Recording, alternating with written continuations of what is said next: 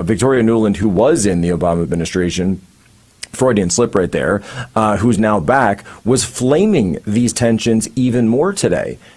And then what happened, somebody went over at the behest of the locals to say, can you come to an agreement here? And what's interesting is when they were asked about this very situation, who was it that was able to broker the New Deal? Well, the Biden administration refused to tell us. Guys, let's play that clip right now so people can see what's going on.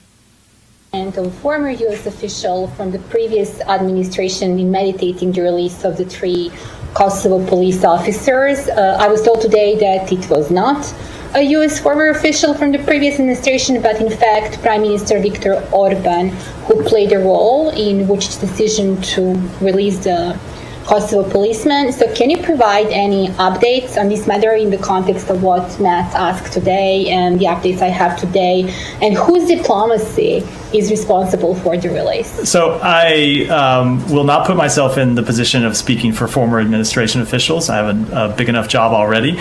I will speak for the United States government and what we did, which is call for the release of those 3 police officers. And as I said yesterday, we were pleased to see their release. As is often the case, success has 1,000 fathers, and whatever the ultimate reason the authorities whatever the ultimate reason was that caused the authorities to release those 3 police officers, we were happy to see it happen. Well, to hopefully shed light on this situation, because the Biden administration seems to have no idea what's going on in Kosovo, we are now excited to bring back on the show former Trump ambassador to the region, Rick Grinnell. Ambassador Grinnell, could you possibly answer the question for the State Department there? Look, that was a nice diplomatic dance. What they admitted is that they called for the release, and that's true. They did call for the release. My criticism is that they just didn't do anything but call. They didn't do anything but speak words from Washington, D.C. Look, here are the facts. No American or EU official was going to North Kosovo to meet with the people who were most impacted, the people who were feeling the brunt, for the last 6, 7, 8 weeks. And while the violence began to unfold, nobody would go there. And I did. I was welcomed there, and there was a clear need to hear the people, hear their concerns, and to say to them, look, this is why the 3 police officers of Albanian ethnicity should be released. And part of the reasoning is because the Prime Minister of Kosovo has unilaterally made decisions to inflame the situation. NATO has condemned him. Both Republicans and Democrats have condemned him. The Europeans have now condemned him. But he was just being allowed to get away with this unilateral action. And so I think everything shifted.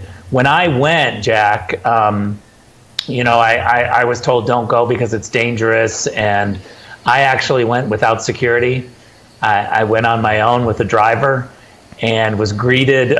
20 different leaders sat down and talked with me. We had long, lengthy conversations all day long. I walked the streets. I went to lunch, and I really just presented the case to them so that they could hear why it was important.